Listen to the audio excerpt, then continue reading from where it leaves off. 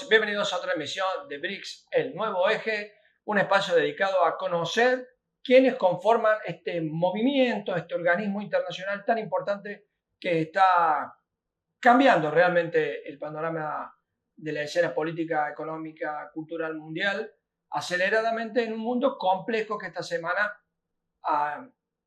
está viviendo realmente una guerra ultra tecnológica, pero no por ello menos sangrienta para los pueblos que reciben la lluvia de bombas, de misiles y todo ese tipo de armas que le caen a los pueblos encima. Bueno, en un contexto complejo, da mucha pena ver tantas ciudades destruidas, barrios, edificios, en fin. Lo que se ve es muerte y destrucción que le pagan finalmente los pueblos. Pero yendo directamente al tema de hoy, nos visita nuevamente Hernando Kleinmans, bien con la S bien pronunciada. ¿Cómo estás? Esta vez no voy a decirte cómo es el No, apellido. porque ya lo saben del otro programa.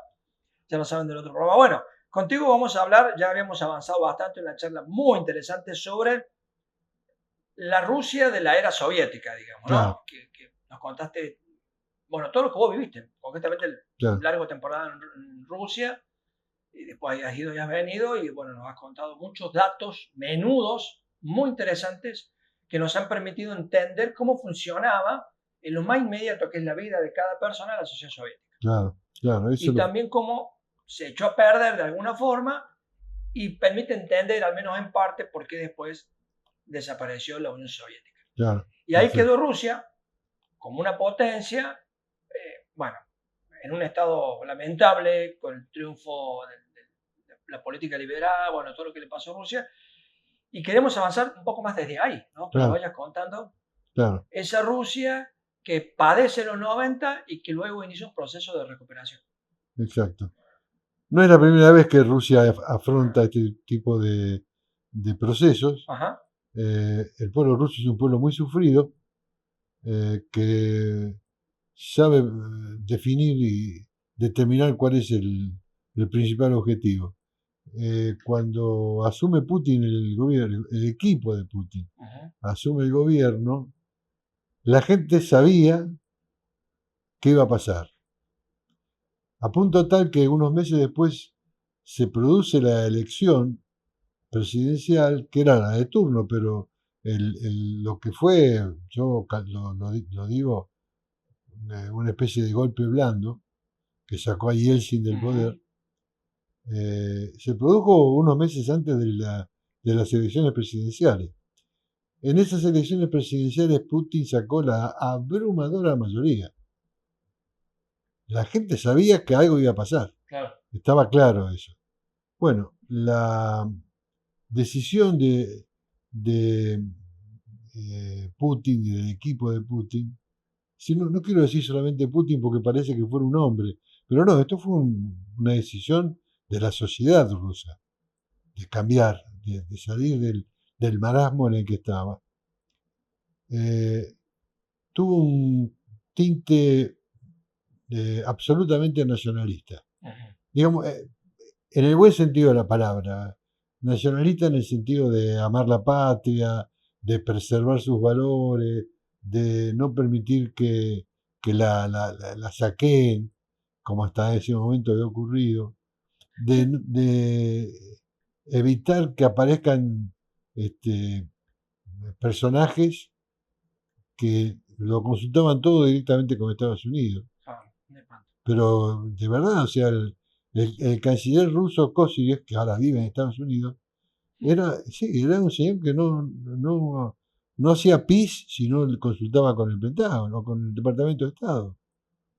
Cuando ocurre la ruptura de la Unión Soviética, que es una decisión absolutamente unilateral de tres presidentes, el de Bielorrusia, Yushkevich, el de Ucrania, Kravchuk, y Yeltsin de Rusia, cuando ocurre esto que firman la ruptura sí, de la me Unión acuerdo de ese día. Soviética, lo primero que hace Yeltsin, levantar el teléfono y decirle a Bush, ya está todo hecho. Lo primero que hace. Bueno, esto con Putin se acaba. La, Espera, a ver, recordemos un poco. Yeltsin muere no mucho después, ¿no? o varios No, años después. no, después, unos 2 años después, Sí, sí. Pero estaba muy mal de salud, él sí, sí. estaba muy, muy gastado por el alcohol. Por la tradición. Sí, sí, bueno, además eso lo terminó de liquidar. Este, al día de hoy existe todavía un museo Yeltsin, Ajá, que está ahí de costado, no tiene nada que ver ni con el gobierno, y me ni imagino. con nada. Esto lo irradiaron rápidamente. Pero bueno, pero la gente no recuerda con buena memoria a Yeltsin de la misma manera que a Gorbachev. Ninguno de los dos son seres que hoy vos podés decir: "Ey, hay nostalgia por ellos". No, Ah, hay nostalgia por Stalin. mira, Pero claro, Stalin ganó la guerra. bueno, no es poca cosa. Stalin sacó a la Unión Soviética del cataclismo ese de la guerra, y en el año 53, cuando muere, ya empezaba a normalizarse la vida en la Unión Soviética. Entonces la gente recuerda eso. Pero, digamos, son reminiscencias, digamos, livianas, Claro. no afectan a la política del país.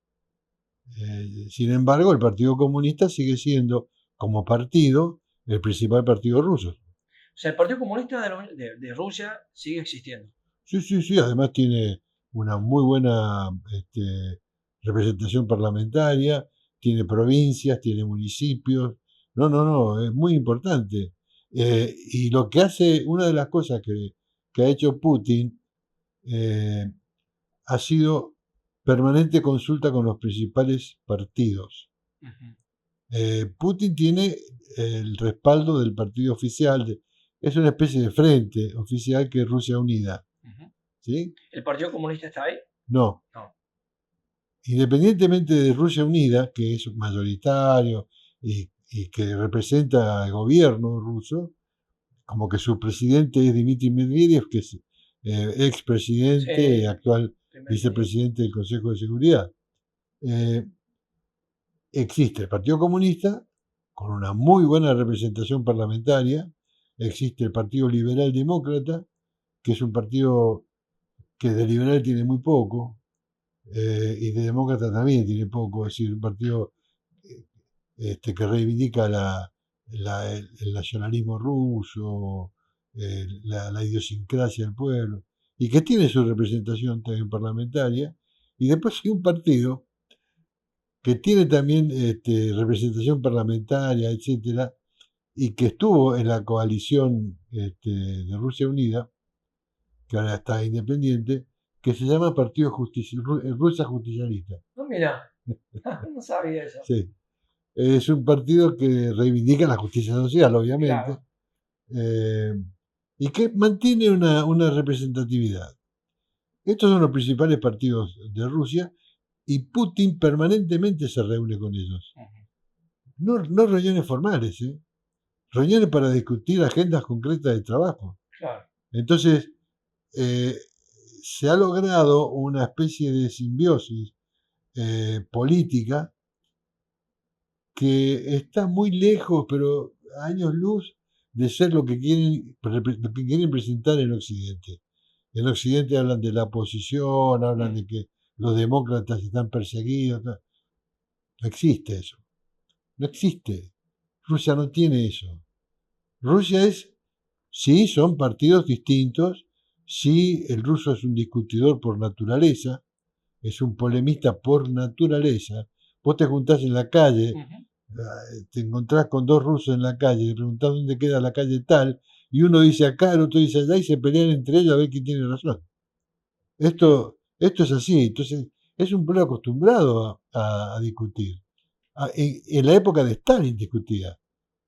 No, aquellos que te quieren presentar como que era monocorde y no había. No, no, para nada, para nada.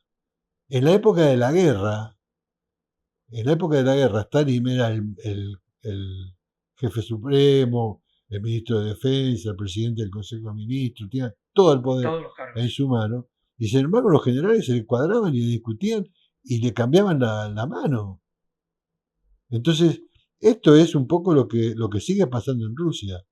Y esta forma digamos, de ver la sociedad,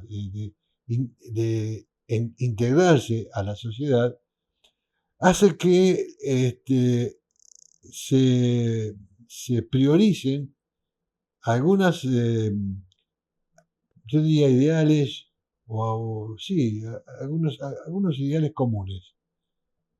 Rusia es la patria Claro, y la patria se defiende. yo te escuchaba, vos hacías la lista de los partidos, y yo pensaba, claro, no hay cipayos. Para nada. No, Vos no, podés no. tener diferencias, mira, no, mira, yo creo que hay que darle un poquito más de guita al Sí, sector petrolero. sí, El sí. otro dice, che, los empleados bancarios deberían ganar un poquito más. Bájame el impuesto. Pero no son cipayos, no No, están no. para trabajar en contra de su país al servicio de intereses extranjeros Ni o de son, grupos económicos concentrados ni no, nada. ni son vendidos ni se pasan de un bando a otro. Ah, eso. Mironos, que es el presidente, el líder del Partido Justicialista, Sí, lo creó en la década del 90, sí, a fines de la década del 90, y sigue siendo el presidente. Y los dirigentes de ese partido son los mismos que estaban en aquella época. En el Partido Comunista, el secretario general es Ziugánov, y era secretario general desde, por lo menos desde que yo recuerdo, de años 90, claro. siempre fue secretario general. Y los dirigentes de los partidos siguen siendo los mismos dirigentes de siempre. Mirá lo que pienso, ¿no? Vos corregime, pero es como si fuera así, digo yo. Está el jefe del Estado, el líder supremo, por así decirlo, y me importante es como decir, bueno, a ver, si tengo que estatizar, acá está el Partido Comunista, a lo mejor puede apoyar. Si tengo que abrir en algún momento, Sí, tengo a sí, los liberales. sí, Pero sí, todos están al servicio de Rusia. absolutamente. Y esto queda demostrado con la operación militar especial. Claro, Los, la OTAN pensaba que iba a generar un descalabro en la sociedad rusa, que claro. iba a haber levantamientos, y que no se iba a poder, Rusia no iba a poder existir, etcétera. Al revés.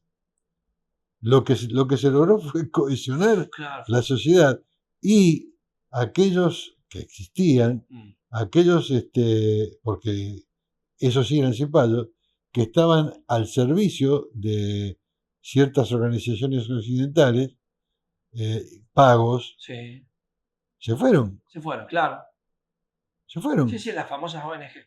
Entonces, hoy por hoy, los que quedan de estos son, por ley, agentes extranjeros. No se los persigue para nada, Claro, pero no pero, pueden acceder al control del país. no, pero Chao. además tienen que presentar declaraciones de bienes y todo porque les paga el extranjero, Claro. reciben la plata de afuera, Acá te hacen diputado al otro día. claro, exacto, O ministro. y además hablan con vos a ver si hay algún Sí, algo arreglito, más claro. para ellos. No, y esta ley además es mucho más suave que la que hay en Estados Unidos. Es cierto. Entonces, eh, ¿por qué? Porque los que hablan de falta de democracia no saben lo que es Rusia. Y Pues, tampoco saben lo que es Estados Unidos. claro, no, no, bueno, esto va de suyo. Pero digo, a veces uno enfoca la realidad de Rusia o de Ujú. China o del Medio Oriente con mirada occidental. No a Claro. veces, siempre. Siempre, obvio. ¿Sí? No tiene nada que ver. No tiene nada que ver. En Rusia lo primero es la patria. Pero esto es normal, esto la gente Pero para un lo francés entiende. también. Claro, Para un alemán también. sí, hay una A diferencia. ver. Y la diferencia está en que los líderes de Francia o de Alemania no son Claro. los líderes rusos. Está, entiendo. Hay una Pero para diferencia. el pueblo, digo, para la Sí, gente. sí, claro. No, bueno, más nacionalista que un francés, es difícil. Cuna de nacionalismo. Claro, Claro. pero en Rusia esto está tomado como doctrina de Estado. Claro. Entonces, a partir de ahí, vos vas generando eh, coincidencias y decisiones conjuntas. Ujú. ¿Sí? Por eso que hoy por hoy Putin sigue teniendo, de acuerdo con encuestas independientes, el 80% de la aprobación. 80%. 25 años de poder, el 80%. Porque, pero no es simplemente porque es Putin. No, no. Es la decisión del pueblo ruso. Claro. Lo que está haciendo Putin es ejecutar lo que el pueblo ruso Quiere. quiere, ¿sí? Dispuso, ¿sí? Con problemas, con todo. De hecho, Rusia recibió, a partir de la operación militar especial, recibió más de 30.000 sanciones. 30.000 sanciones. Y la gente, pero ni pinta. Y vos ves, en las ciudades, por ejemplo, la gente sigue saliendo, paseando, comprando, se van de vacaciones. Es no, ahora no pueden ir a Italia y España. Bueno, primero, si quiero viajar fuera del país, me voy a Seychelles, a Bali, a alguna de estas pequeñas localidades turísticas que tiene el mundo, porque tienen plata. Y si no quiero irme afuera, tengo el Mar Negro, que ahora se ha convertido en la Riviera Francesa. Porque los rusos dijeron, bueno, vamos a hacer nosotros el lugar. Hay un mar que es el Mar de Azov. Mar de Azov. Que es un mar que hasta la operación militar especial era compartido por Ucrania y por Rusia. Uh-huh. En realidad es el defecto soviético, porque ese mar siempre fue ruso, siempre está metido dentro de Rusia. Claro. Pero bueno, en la época soviética hubo una parte que fue para Ucrania, etc. Bueno, ahora volvió a ser el mar ruso. ¿Qué hicieron los rusos? Y están construyendo balnearios y sitios de turismo a pasto en ese mar, porque es fantástico el mar. Es un mar tranquilo, cálido, sin problema, con unas playas bárbaras. Y los tipos están diciendo ahí las cosas. Entonces, la inversión que antes iba hacia afuera, ahora va hacia adentro. Claro. Y la progresión, digamos, de la economía no ha cambiado, sigue siendo una economía progresiva que no decae, porque se mantienen los parámetros de inversión y de movimiento, digamos, financiero, para dar un nombre, que corresponden. No, está bien, no vienen las inversiones de Alemania. Bueno, ¿qué vamos a hacerle? Pero los rusos, en vez de ir a invertir a Alemania, invierten en Rusia. Claro, porque Rusia tuvo una fuga de capital importante, ¿no? Muy grande. Mirá, la isla de Chipre, uh-huh, en su momento fue llamada el submarino ruso, porque ahí iban todos los capitales mal habidos, iban ahí. Uh-huh. Bueno, esos capitales no están más en Chipre. ¿Dónde están? En Rusia. Claro, no pueden salir, tienen que invertir. Pero además ahí, porque la inversión es favorable, es buena. No hay limitaciones para esto, ni tampoco hay restricciones. Uh-huh. Si vos tenés que sacar dólares de Rusia, y lo sacás. Ahora, el problema está quién te lo recibe. Claro. O sea, tenés que ir a China o a algún país árabe o a alguno de estos, o a Brasil. Porque en Europa no lo reciben. Europa se tiró un tiro en el pie en este absolutamente. tema. O sea, Europa se fue derrotada. El viejo continente, nunca mejor dicho, el viejo mundo. Nunca, o sea, mejor dicho. Es la gran derrota de Europa Occidental. Sí, el principal derrotado es Europa Occidental. Esta es la derrota más grande. O sea, se privó de su principal mercado, que es el ruso, claro, al cual iba caminando. Claro. Los camiones de fruta y verdura italianos, de Italia, uh-huh, iban caminando, iban con el camión. Claro. Y vos ibas al negocio, a la verdulería, al súper, y preguntabas, decían, no, me está llegando el camión. No, de Italia. Y vos veías los camiones enormes, los muebles de Alemania, las grandes empresas lácteas francesas instaladas en Rusia, Danone, todo esto, instaladas en Rusia. ¿Quién perdió? Zara tenía una red de boutiques, como tiene Zara acá. Uh-huh. Bueno, se fue. ¿Qué hicieron los rusos? Y la tomaron ellos. Sí. Porque la inversión la tienen. No fueron a buscar inversión afuera. No. La tienen adentro. Vos pensás que simplemente con la ganancia mensual de todo el comercio de petróleo y de gas, Rusia recibe por mes entre 15 y 20 mil millones de dólares. ¿A dónde va todo eso? Adentro. No importa que haya dueños de empresas, sí existen, pero todos están bajo el control del Estado. Claro, o sea, para hablar ya un poco más de la economía, ¿no? De Putin, que creo que debe ser el gran misterio para mucha gente. Es una economía como cuál, si la pudiéramos comparar para que los que nos escuchan, digamos, el mundo de habla hispana la pueda entender. Claro, yo creo que el gran error de Gorbachev fue pensar que podía abrir la economía. Y la abrió.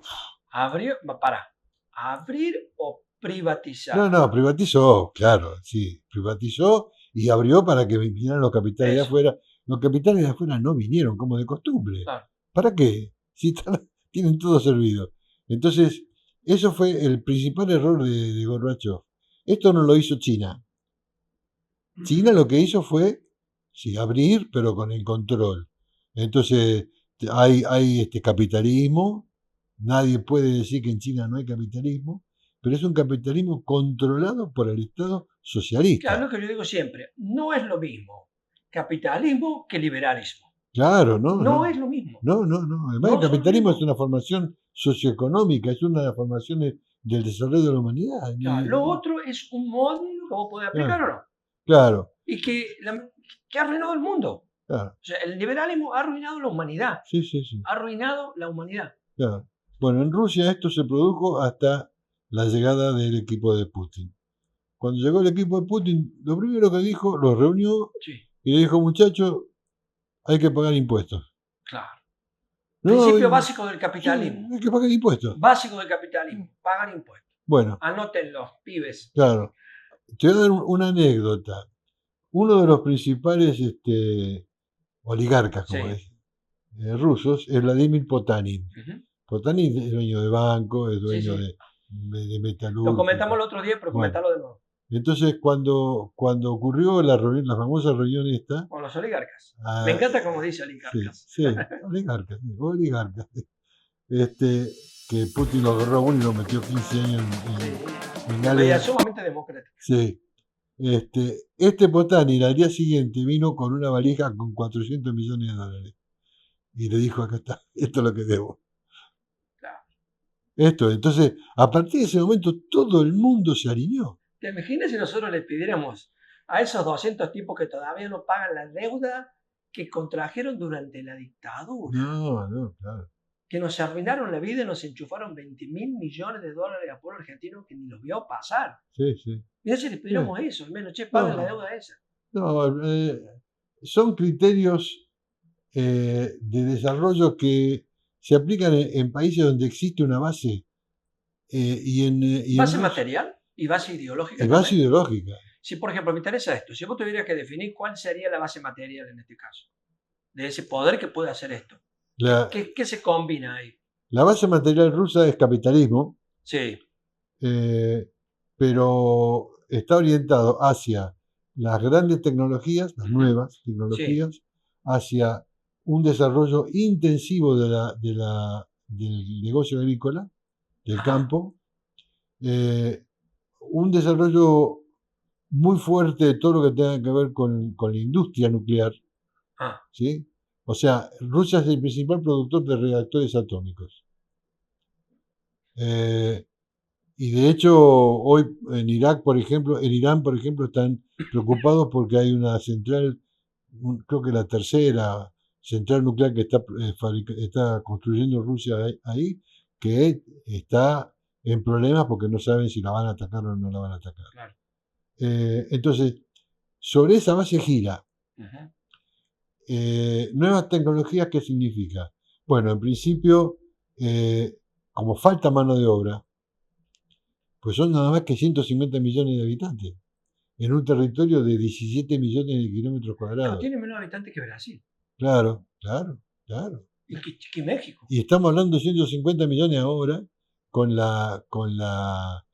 agregado o el retorno de las regiones que fueron liberadas de Ucrania. Si no eran 144, 140. Bueno, falta mano de obra. La desocupación es del 2%. No existe. No existe, claro. Bueno, entonces, ¿cómo resuelven esto? Con tecnología. La inteligencia artificial está en todos lados. Hoy vos vas a un médico, no tenés que ir al médico. En principio, perdón, me equivoqué, no tenés que ir al médico.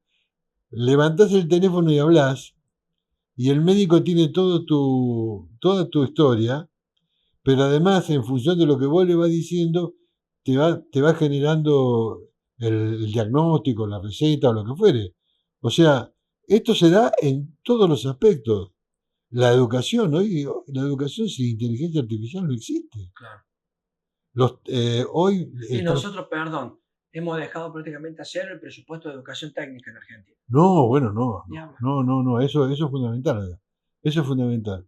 El transporte, hoy por hoy, está fuertemente avanzando el transporte teledirigido, no sé cómo se llama, autónomo, Autónomo. manejado con inteligencia artificial. Y vos, hay cosas que son increíblemente curiosas. Una de las principales plataformas de negocio de comercio, que es Yandex, tiene sus robotitos, Ajá. ¿no? Entonces, no viene el chico con la bicicleta, ni no. El robot, lo cargan al robot, lo programan y el robot va por la calle, elude tránsito, gente, todo, y te entrega la mercadería. Y vos lo ves en la calle de Moscú, pasan los robotitos, ¿me entendés? Este tipo de cosas hoy por hoy, no digo que ya es común, pero está muy avanzado.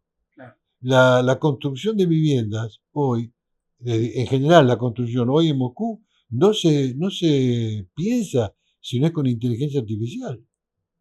Entonces vos tenés eh, fa- eh, fábricas de casas. En la Unión Soviética existieron fábricas de casas, pero eran módulos. Y Claro. eran módulos que, viste, salían así a lo pavo para resolver el tema que hablábamos la vez pasada, el tema de la falta de vivienda. Hoy, estos son verdaderas construcciones. Entonces la casa ya sale armada. ¿Entendés? Pero bien, no es una construcción, no, es una casa de verdad.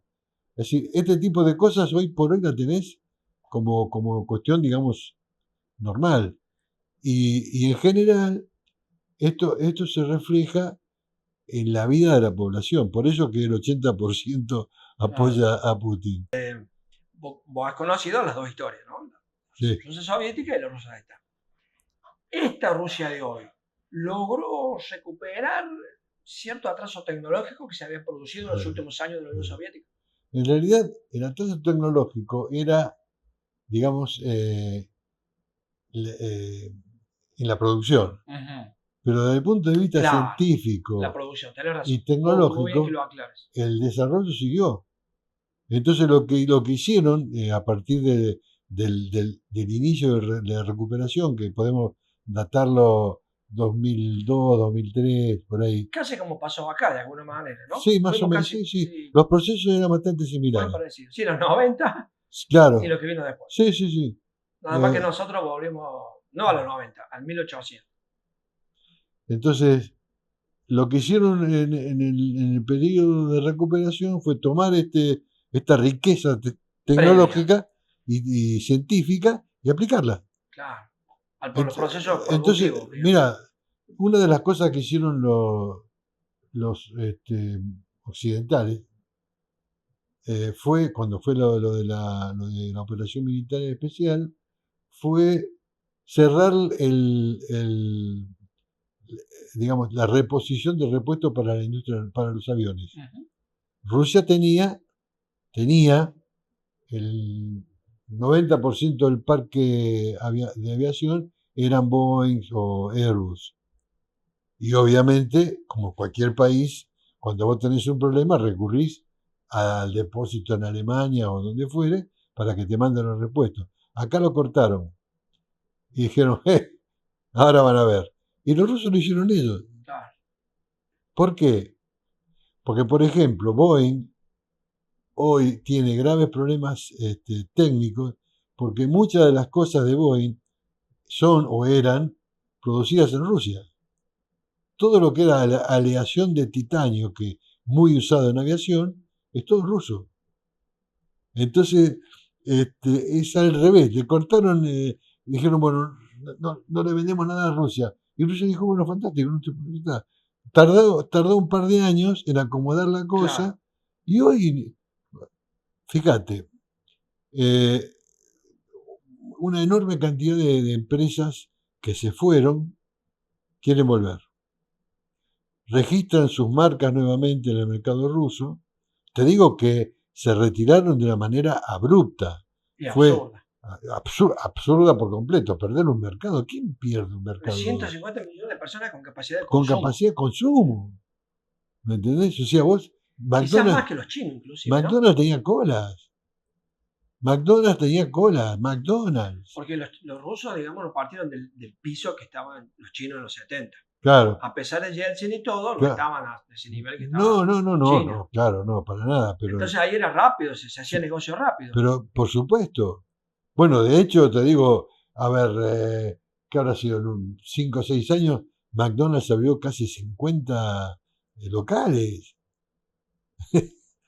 ¿Qué significa esto? Que había mercado. Sara tenía negocio por toda Rusia. Era así. Entonces, Samsung abrió una fábrica de televisores, Osvaldo, que yo te digo, yo no lo podía creer. Está, digamos, saliendo de Moscú. Como si yo te dijera, no sé, Pilar. Ujú. Entonces vas por la carretera, salís de Moscú, vas por la carretera y empieza la fábrica de Samsung. Ujú. Y vos seguís por la carretera y son kilómetros. De Kilómetros. fábrica. Bueno, obviamente que Samsung tenía un mercado inmejorable. El día que le dijeron basta se fue y se quedó sin mercado. ¿Y qué hicieron los rusos?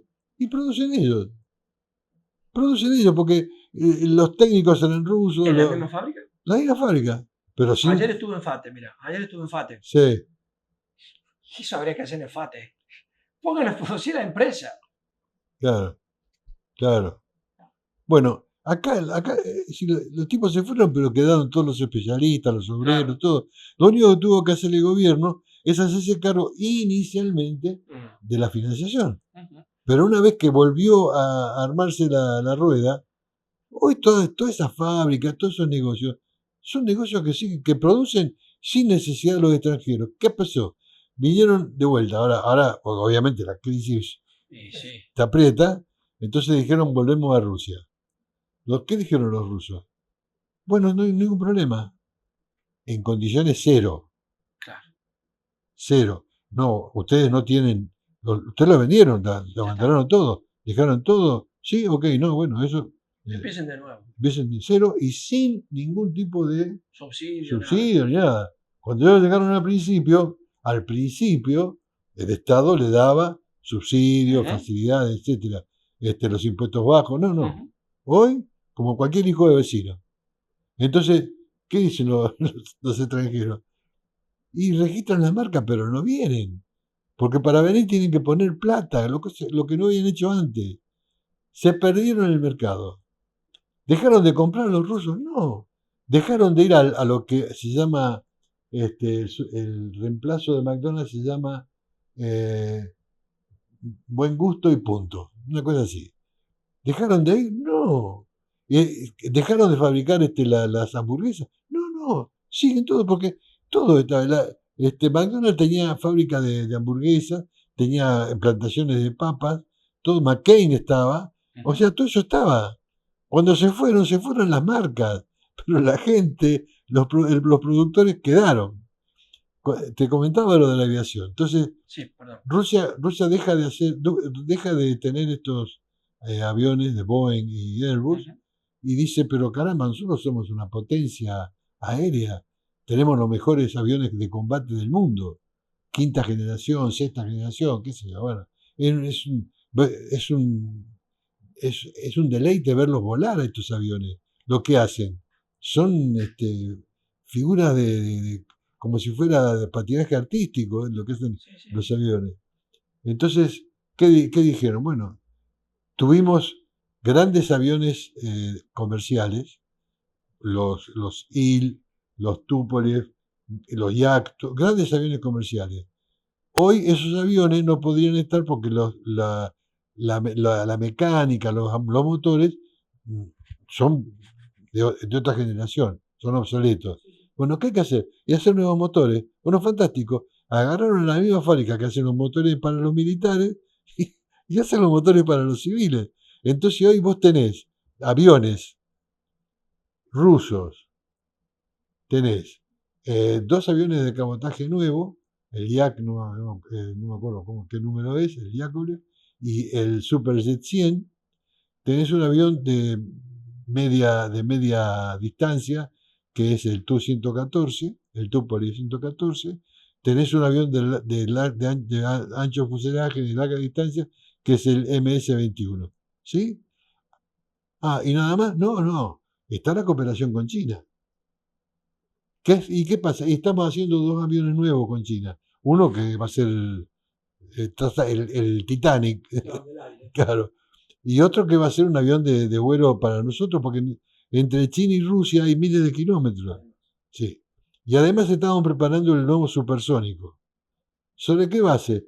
Pero si nosotros tenemos los bombarderos supersónicos, son los únicos bombarderos en el mundo supersónicos de 3.000 kilómetros por hora. ¿Me entendés? Herencia de la Unión Soviética. Bueno, con los chinos están viendo cómo hacer los pasajeros. Impresionante. ¿Entendés? Fernando, para cerrar, uno cuando hace una entrevista tiene esa difícil posición que es preguntar lo que uno cree que a la gente le puede dar curiosidad. ¿No? Es la clave de la entrevista. Claro. Bueno, no te lo voy a explicar a vos que tenés tanto hábito. Y lo que uno cree, ¿no? Yo voy a preguntar lo que yo quiero.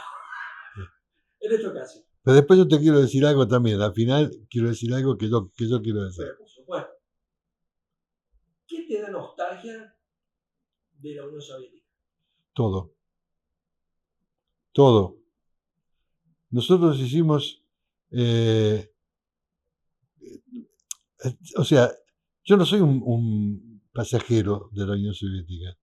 Yo digo siempre que yo no voy a la Unión Soviética, yo vuelvo a Rusia. Yo vuelvo a Rusia. Yo tengo familia en Rusia, he tenido hasta que quise departamento, autos, mi hija nació ahí, etcétera. O sea, para mí Rusia es todo. Si vos me decís, yo no puedo, obviamente no puedo hacer una competencia entre Argentina y Rusia. Argentina es mi patria, mi país, etcétera. Pero yo en Rusia siempre me he sentido confortable. Te voy a contar una Sí. pequeña cosa. Llego una vez a Rusia, invierno, absolutamente solo llegué. Era la época de la dictadura. De eso es que huyan los dos. Sí, sí, sí. Sí, más o menos porque el panorama era ese. En la época, yo llegaba, era fines del 77, no había podido hacer pie en Madrid, eh, había empezado a hacer turismo forzoso como corresponde, entonces finalmente comprendí que mi lugar era la Unión Soviética. Obviamente yo no conocía a nadie en la embajada soviética en Moscú, en Madrid, pero cuando fui, llegué y me presenté, qué sé yo, al momento tenía la visa, todo como correspondía. El voucher para el hotel, porque había que tener un voucher, aunque sea por una noche. Muy bien. Viajo a Moscú. Llego en pleno invierno, solo, con la angustia de saber que mi familia estaba en Buenos Aires, sin saber, porque no había forma de, no había internet, no había forma de comunicarse. Bajé del avión y no conocía, no reconocí el aeropuerto, porque el aeropuerto era nuevo.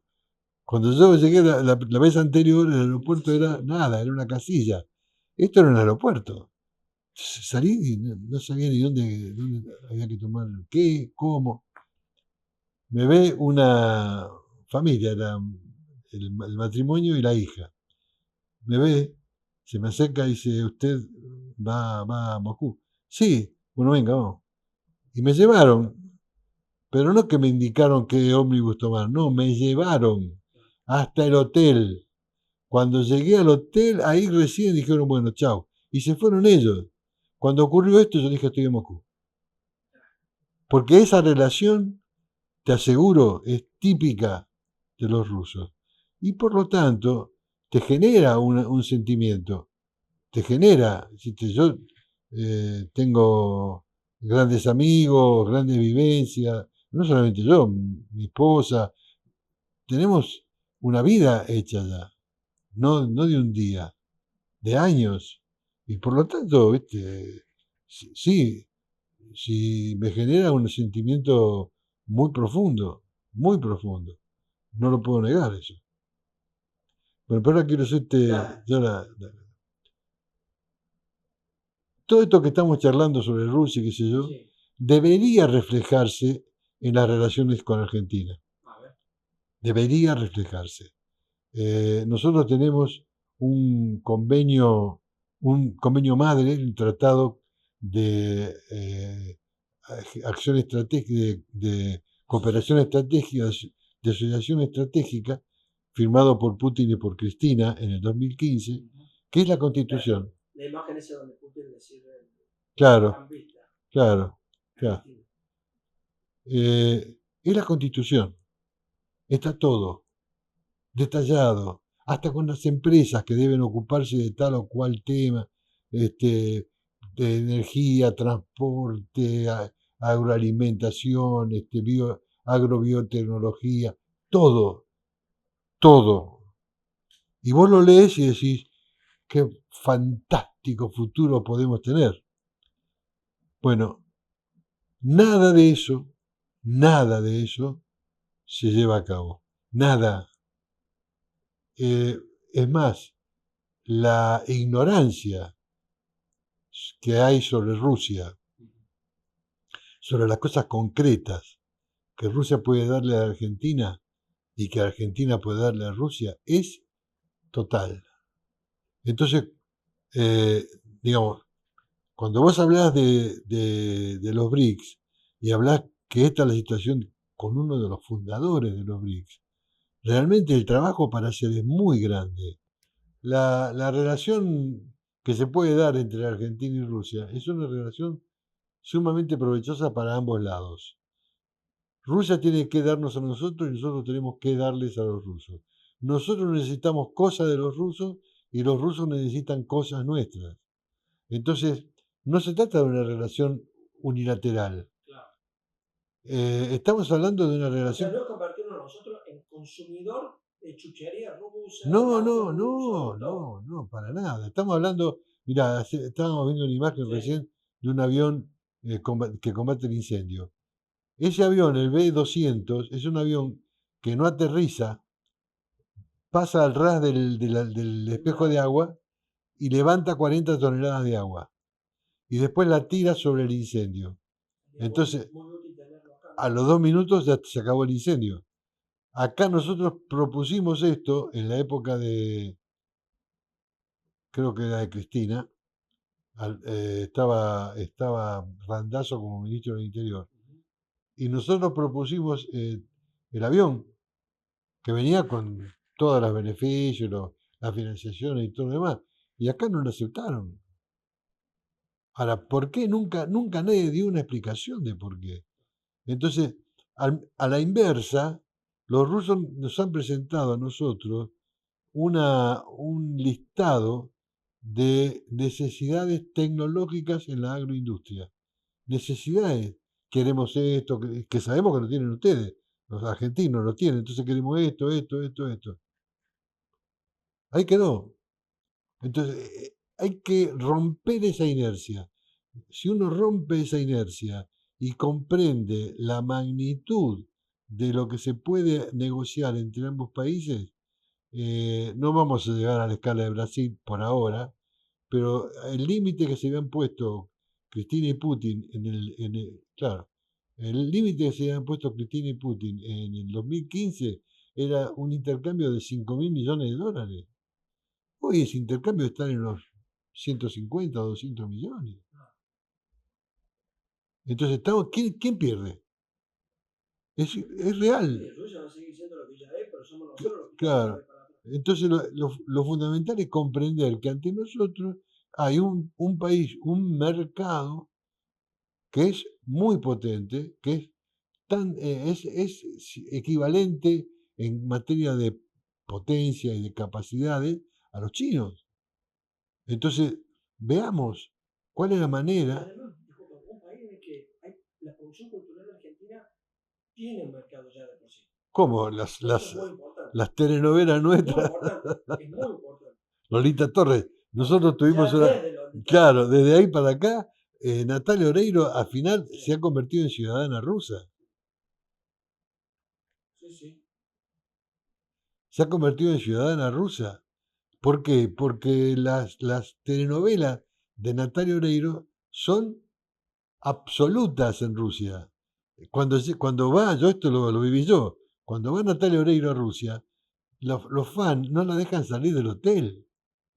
¿Entendés? Llena teatros cantando Natalia Oreiro. Te estoy hablando de Natalia Oreiro. Bueno, independientemente de esto, el cine argentino es un cine muy cotizado en Rusia. Ha habido series de películas argentinas, festivales. El tango. ¿Sabes cuántas academias de tango hay en Moscú? No. Bueno, decí una cifra. No sé, 120. No, hablemos. 10, 15. 41. 41 no es poca cosa. 41. Y hay un festival que se llama La Noche del Milonguero. Mira. Festival de Ahí tango. lo tenemos que invitar a nuestro amigo. Sí, con el sombrerito, con el sombrero. Sí. Pero fíjate que se escribe La Noche del Milonguero, pero en caracteres eslavos, cirílicos. Entonces se lee La Noche del Milonguero, que el ruso no debe entender de qué se trata. Pero es así. Y de ahí han salido parejas que han venido a competir en el torneo mundial de tango de acá y han salido campeonas. O sea, la cultura argentina, bueno, de hecho, Borges, Cortázar, el Martín Fierro, una de las primeras traducciones rusas, hay varias, una de las primeras traducciones rusas de Martín Fierro, conocí al traductor, que si vos la escuchás, aunque no entiendas lo que dice, conserva la música. Claro, Dice, Nachinayo piedia piesniu под гитару y перебор. ¿Entendés? Aquí me pongo a cantar al compás de la vihuela, pero es exactamente la música, es sí, eso. si yo lo escuchaba me daría cuenta. ¿Entendés? Es decir, existen todas esas cosas. ¿Por qué no las aprovechamos? Solo Dios lo sabe. Bueno, tenemos que ya terminar el programa de esta semana. Nos vamos a volver a juntar porque el tema de Rusia es tan inagotable como ese inmenso territorio, con esa inmensa historia y bueno, con todo lo que hay para hablar del presente y del futuro. Y me voy con esta reflexión. En el 2015, Cristina y Putin firmaron este acuerdo, esta asociación especial. Y ese mismo año, una parte de la población argentina consideró que no quería soportar más las cadenas nacionales, entonces eligió a Macri presidente de la República. Qué triste, ¿no? Es nuestro pueblo. La culpa no la tiene el chancho. Claro. Así que, pero bueno, son contingencias que de alguna manera habrá que superar. Sin duda. O vamos a seguir en esta cuesta abajo infinita que vivimos hoy los argentinos. Infinita. Claro. Gracias. No, por favor, a tus órdenes. Compartan los videos, denle me gusta y síganos en el canal.